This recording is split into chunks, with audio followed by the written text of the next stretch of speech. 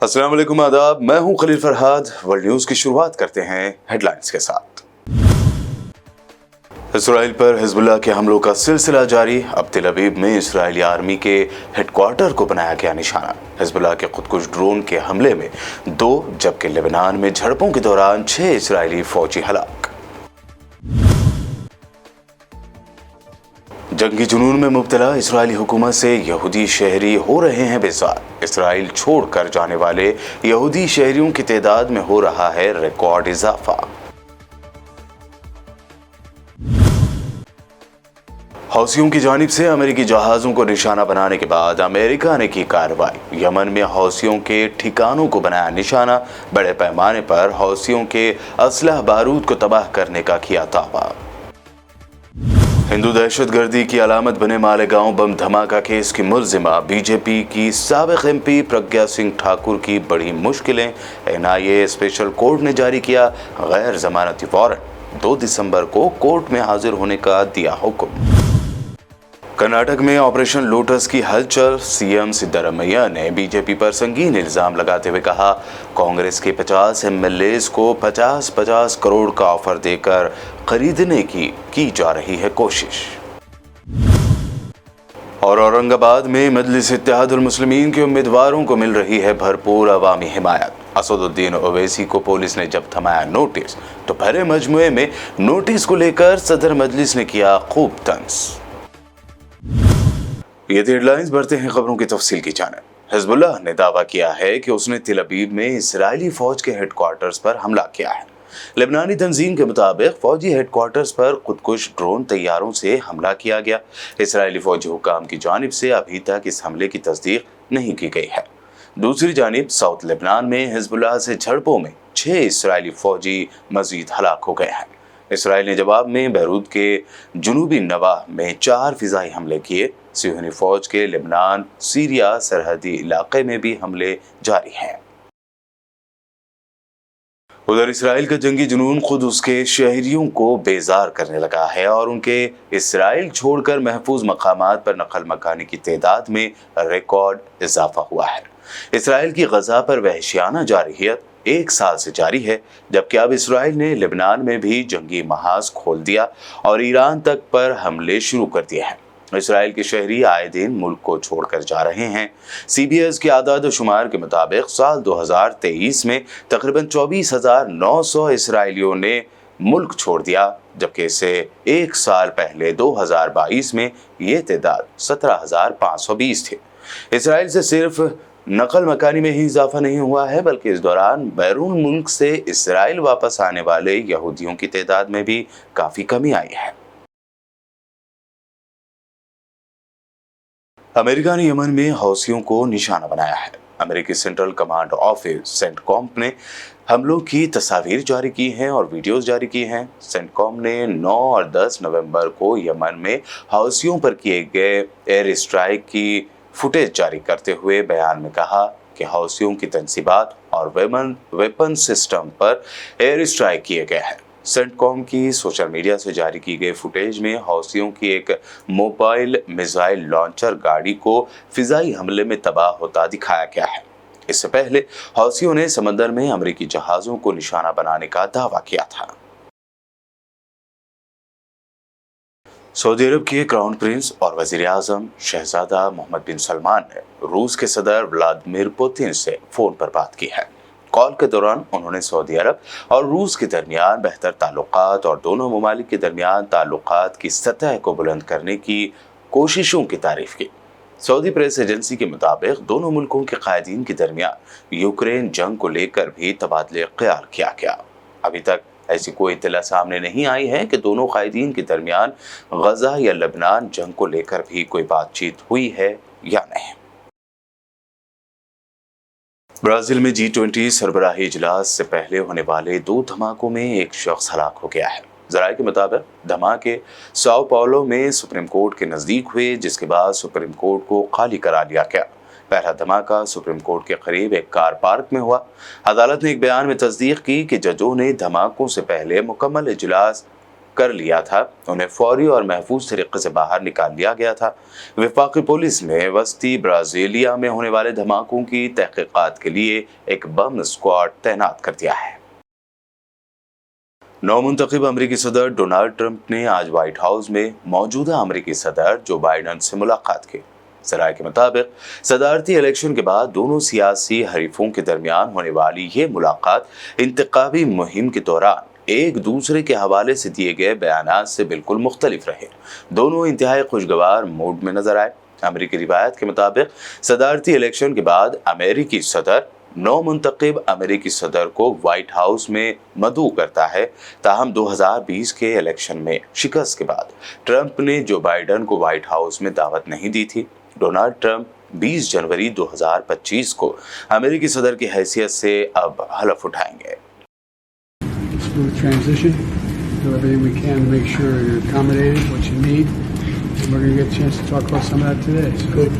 Welcome. Welcome back. And the former president, Thank you. Donald, congratulations. Thank you. And looking forward to having a, like we said, smooth transition.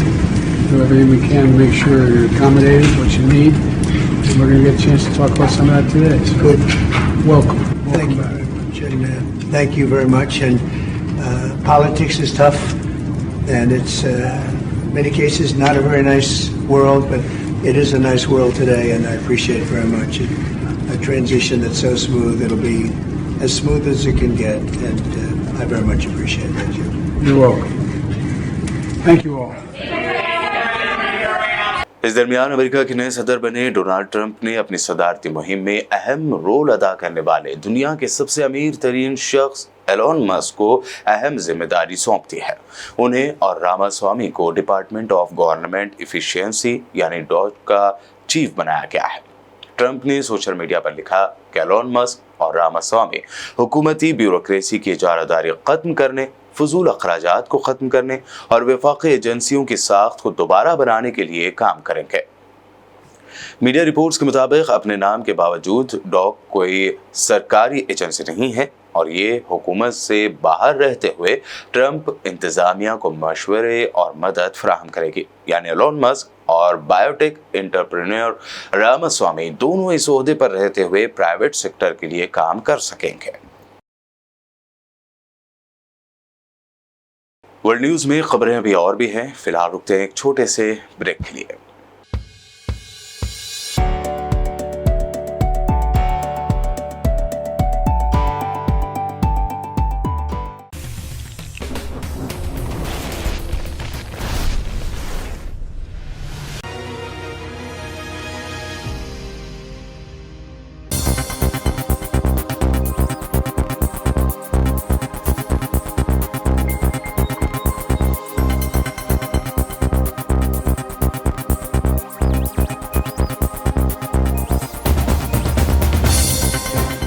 Break के बाद आइए अब देखते हैं अहम national news. Hindustan में हिंदू दहशतगर्दी की अलामत बने मालेगांव बम धमाका केस में मुंबई की स्पेशल कोर्ट ने बीजेपी की साबिक एमपी प्रज्ञा सिंह ठाकुर के खिलाफ गैर जमानती वारंट जारी किया है। कल बुध को 2008 के मालेगांव धमाका केस में प्रज्ञा ठाकुर के अदालत में पेश न होने की वजह से उनके खिलाफ ये गैर जमानती वारंट जारी किया गया है। एनआईए मामलों की स्पेशल कोर्ट ने प्रज्ञा ठाकुर के खिलाफ 1 महीने में ये दूसरा वारंट जारी किया है।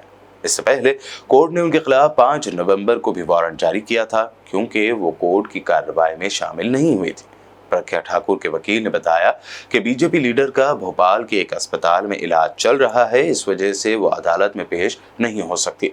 इसके बाद अदालत ने प्रज्ञा के खिलाफ कार्रवाई का हुक्म देते हुए गैर जमानती वारंट जारी किया। साथ ही प्रज्ञा को अगले महीने दिसंबर की 2 तारीख को अदालत में हाजिर होने का हुक्म भी दिया है। कर्नाटक में फिर एक मर्तबा ऑपरेशन लोटस की हलचल होने लगी है। सीएम सिद्धारमैया ने बीजेपी पर संगीन इल्जाम लगाते हुए कहा कि कांग्रेस के 50 एमएलएस को 50-50 करोड़ का ऑफर देकर उन्हें खरीदने की कोशिश की गई। उन्होंने कहा कि आज तक बीजेपी कभी भी अपने दम पर रियासत में हुकूमत नहीं बना पाई। ऑपरेशन लोटस के जरिए ही उसने इख्तियार पर कब्जा जमाया है। कर्नाटक के सीएम सिद्धारमैया ने इल्जाम लगाते हुए कहा कि इस मर्तबा उन्होंने कांग्रेस के 50 एमएलएस को 50-50 करोड़ रुपए का ऑफर देकर खरीदने की कोशिश की। ये पैसा कहां से आता है? क्या येडियुरप्पा, मुंबई, आर अशोक ने ये पैसा छापा है या ये वो पैसा है जिसे रियासत से लूटा गया है? महाराष्ट्र की इंतखाबी सरगर्मियों के दरमियान मजलिस इत्तेहादुल मुस्लिमीन के सदर असदुद्दीन ओवैसी को पुलिस की जानिब से नोटिस दिया गया, जिस पर उन्होंने भरे अवामी जलसे में इस नोटिस को पढ़कर सुनाया और उसमें गलतियां निकाली और फिर अपने ही अंदाज में तंज किया। इस दौरान उनकी जानिब से तंजिया तौर पर कहे गए अभी 15 मिनट बाकी है पर भी खूब शोर हुआ।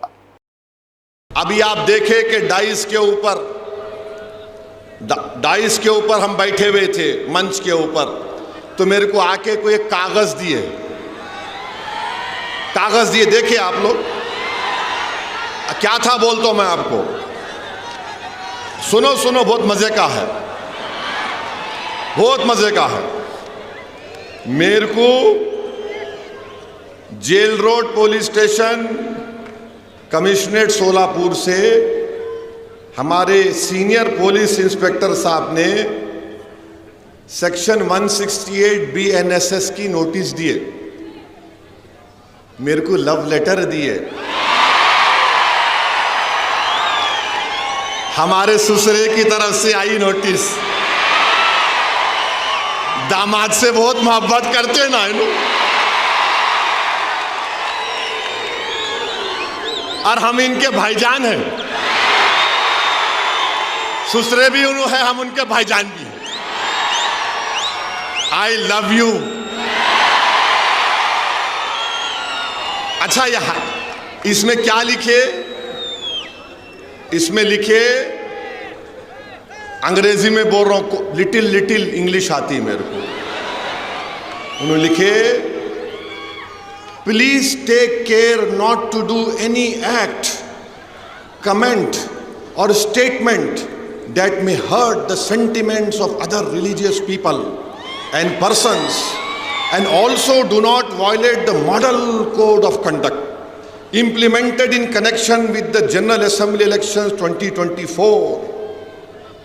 It should be noted that law and order problem will not arise due to any minor reason, and peace should be maintained. In addition to this, B की जगह BE आना, आप BRE लिख लिए, खैर मेरे को नहीं। It should be noted that legal की स्पेलिंग भी गलत है, LEGAL, आप LEAGL लिख दिए। I am only correcting you.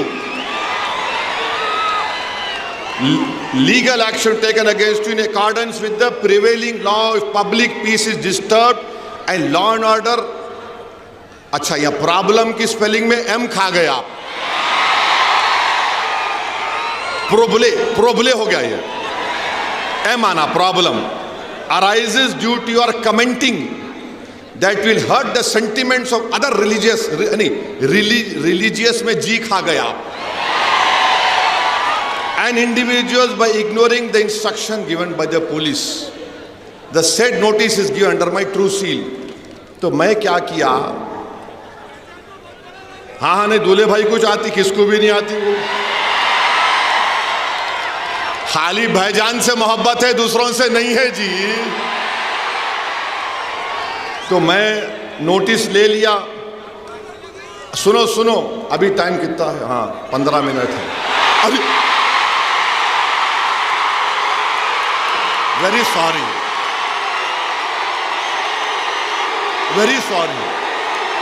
9:45, देखो 9:45, अरे तो मैंने लिखा नोटिस में, सुनो आप मीडिया वालों, 9:45 घड़ी चेक कर लो तुम्हारी भी। तो मैंने नोटिस में लिखा, फारूक सही बोल रहा ना, कुछ ऊपर नीचे तो नहीं हो रहा ना? यू आर हैप्पी, सेटिस्फाइड, माशाल्लाह। शिवसेना यूबीटी चीफ उद्धव ठाकरे ने महाराष्ट्र इलेक्शन के बाद बीजेपी को साथ लेकर चलने या बीजेपी के साथ जाने पर अपना मौक़िफ़ रखा है। उन्होंने कहा कि वो किसी भी सूरत में बीजेपी के साथ नहीं जाएंगे।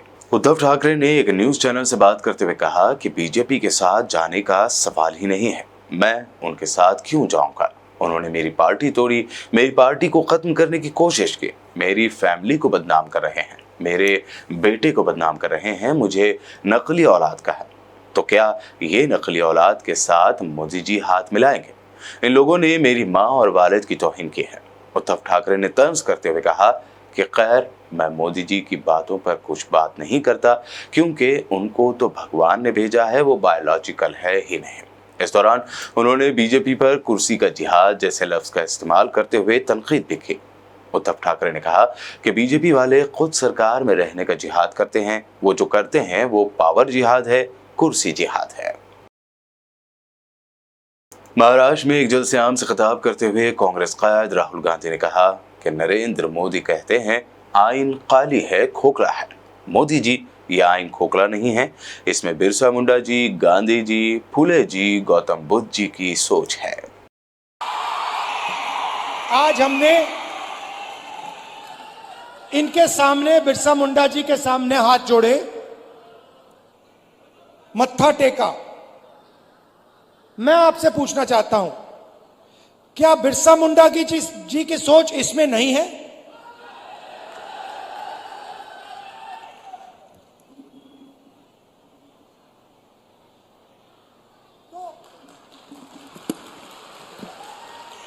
तो नरेंद्र मोदी जी कहते हैं कि यह संविधान खाली है, खोखला है,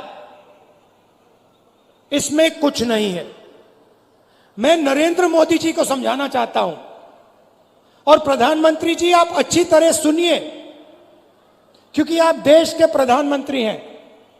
नरेंद्र मोदी जी, यह संविधान खोखला नहीं है। इस संविधान में हजारों साल की सोच,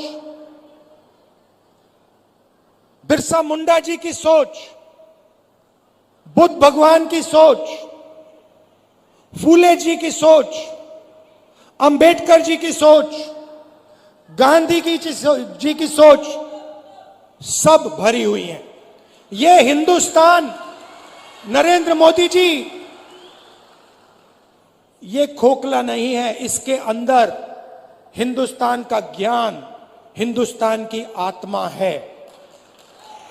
और जब आप इसे खोखला कहते हो तो आप हिंदुस्तान, बिरसा मुंडा जी, महात्मा गांधी जी, अंबेडकर जी, इन सब का अपमान करते हो। लड़ाई भाइयों और बहनों इसको बचाने की है। वर्ल्ड न्यूज के आखिर में हेडलाइंस पर डालते हैं एक और नजर। इसराइल पर हिजबुल्लाह के हमलों का सिलसिला जारी। अब तेल अवीव में इसराइली आर्मी के हेडक्वार्टर को बनाया गया निशाना। हिजबुल्लाह के खुदकुश ड्रोन के हमले में 2, जबकि लेबनान में झड़पों के दौरान 6 इसराइली फौजी हलाक। जंगी जुनून में मुब्तला इसराइली हुकूमत से यहूदी शहरी हो रहे हैं बेजार। इसराइल छोड़कर जाने वाले यहूदी शहरियों की तादाद में हो रहा है रिकॉर्ड इजाफा। हौसियों की जानिब से अमेरिकी जहाज़ों को निशाना बनाने के बाद अमेरिका ने की कार्रवाई। यमन में हौसियों के ठिकानों को बनाया निशाना। बड़े पैमाने पर हौसियों के असलह बारूद को तबाह करने का किया दावा। हिंदू दहशतगर्दी की अलामत बने मालेगांव बम धमाका केस की मुल्जिमा बीजेपी की साबिक एमपी प्रज्ञा सिंह ठाकुर की बड़ी मुश्किलें। NIA स्पेशल कोर्ट ने जारी किया गैर जमानती वारंट। 2 दिसंबर को कोर्ट में हाजिर होने का दिया हुक्म। कर्नाटक में ऑपरेशन लोटस की हलचल। सीएम सिद्धरामैया ने बीजेपी पर संगीन इल्जाम लगाते हुए कहा कांग्रेस के 50 MLAs को 50-50 करोड़ का ऑफर देकर खरीदने की जा रही है कोशिश। और औरंगाबाद में मजलिस इत्तेहादुल मुस्लिमीन के उम्मीदवारों को मिल रही है भरपूर अवामी हिमायत। असदुद्दीन ओवैसी को पुलिस ने जब थमाया नोटिस, तो भरे मजमुए में नोटिस को लेकर सदर मजलिस ने किया खूब तंज। वर्ल्ड न्यूज में अभी आपने देखी अब तक के अहम नेशनल व इंटरनेशनल न्यूज। अब तमाम से अपील, हमारे नए चैनल BBN न्यूज डिजिटल को भी सब्सक्राइब जरूर करें। देखते रहिए BBN चैनल।